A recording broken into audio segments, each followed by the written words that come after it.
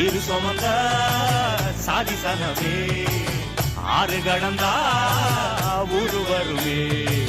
சீர் சுமந்த சாதிசனமே ஆறு கடந்தா